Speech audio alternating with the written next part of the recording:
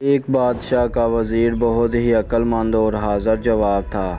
بادشاہ بھی اس کی ذہانت کی وجہ سے بہت خوش تھا۔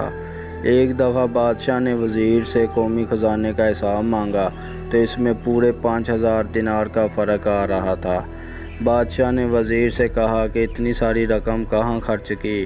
وزیر نے بادشاہ سے کہا، آپ کے جلال کی قسم، میں اپنی ذات پر 1 دینار بھی نہیں خرچ کرتا۔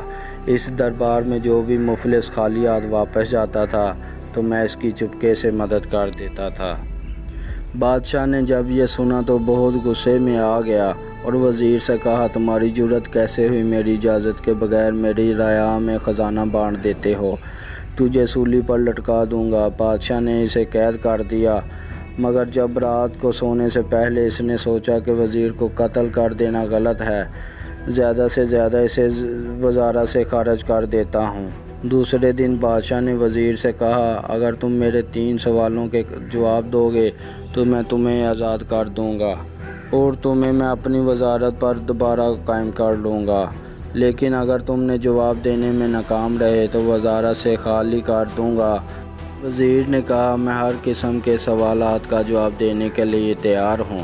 بادشاہ نے پہلا سوال پوچھا کہ ایک آدمی نے دیکھا اس کی بیوی نہر میں نہا رہی ہے۔ آدمی نے اپنی بیوی سے کہا، اگر تم اس پانی میں ٹھہری رہی تب بھی تجھے طلاق دے دوں گا اور اگر نہر سے باہر نکلی تب بھی طلاق دے دوں گا۔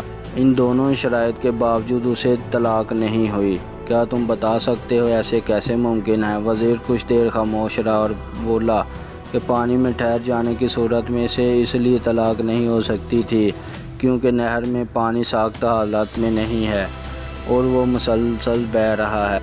جو پانی ٹھہرا ہے وہ طلاق کے وقت موجود نہ ہوگا، وہ بہہ چکا ہوگا، اس لیے پانی میں رہنے کے باوجود اسے طلاق نہیں ہوگی۔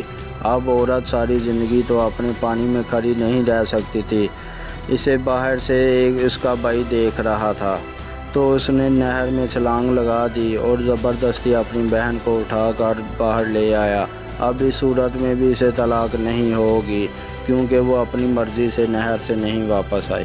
اسی طرح نہر کے اندر یا باہر دونوں صورتوں میں اسے طلاق نہیں ہوگی۔ بادشاہ وزیر کے اس جواب سے کافی متاثر ہوا اور دوسرا سوال پوچھا۔ ایک 16 سالہ بچہ دوسرے بچے کے ساتھ کھیل رہا تھا، ان دونوں میں لڑائی ہو گئی تو پہلے بچے نے دوسرے بچے کو کنویں میں دھکا دے دیا۔ اگلی صبح جب اس نے کنویں میں جھانکا تو لاش موجود نہیں تھی۔ وہ بہت حیران ہوا۔ جب وہ لڑکا 14 سال کا ہوا تو اسکول میں اس کی کسی لڑکے سے لڑائی ہو گئی۔ جب چھٹی ہوئی تو اس نے لڑکے کو بھی کنویں میں دھکا دے دیا۔ دوسرے دن اس نے کنویں میں جھانکا تو اس کی لاش بھی غائب ہو چکی تھی۔ 20 سال کی عمر میں اسے ایک لڑکی سے پیار ہو گیا اور بعد میں اس نے اس سے شادی کر لی۔ لڑکے کو اپنی بیوی پر بہت غصہ آیا، اس کو بھی قتل کر کے کنویں میں پھینک دیا اور جا کر دیکھا دوسرے دن تو اس کی بھی لاش غائب ہو چکی تھی۔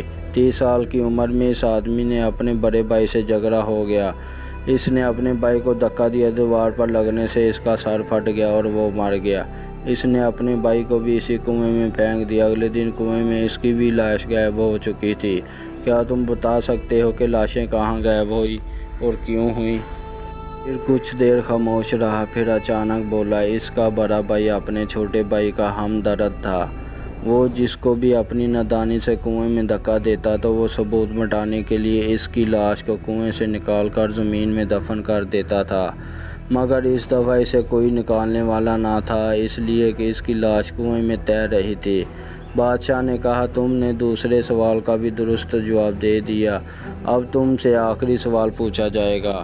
بادشاہ نے وزیر کے سامنے 4 عورتوں کو کھڑا کر دیا جن کا ایک جیسا لباس اور قد بھی ایک جیسا تھا۔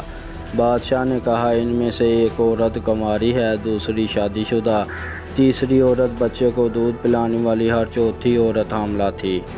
بادشاہ نے وزیر سے کہا، ان کی حرکت سے اندازہ لگا کر بتاؤ کہ کنواری، شادی شدہ اور حاملہ اور دودھ پلانے والی کون سی عورت ہے۔ وزیر نے 4 عورتوں کی حرکات کا بغور جائزہ لیا اور ان سے گفتگو کی۔ پھر وزیر نے 4 عورتوں کو الگ الگ کر کے بادشاہ کو ٹھیک ٹھیک بتا دیا کہ کون سی عورت کیا ہے۔ بادشاہ حیران ہوا اور وزیر سے پوچھا، تجھے معلوم کیسے ہوا؟ وزیر نے کہا، ایک عورت بار بار اپنے پیٹ پر کپڑا ٹھیک کر رہی تھی تو میں سمجھ گیا یہ حاملہ ہے۔ دوسری عورت بار بار سینے پر ہاتھ رکھ رہی تھی تو اسے درد ہو رہا تھا۔ میں نے اندازہ لگایا یہ بچے کو دودھ پلانے والی ہے۔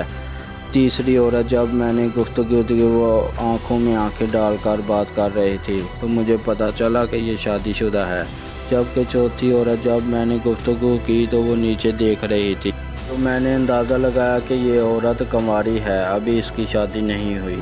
بادشاہ نے کہا تم تینوں سوالات کے جواب دینے میں کامیاب ہو گئے ہو، اس لیے تجھے وزارت پر بحال کیا جاتا ہے۔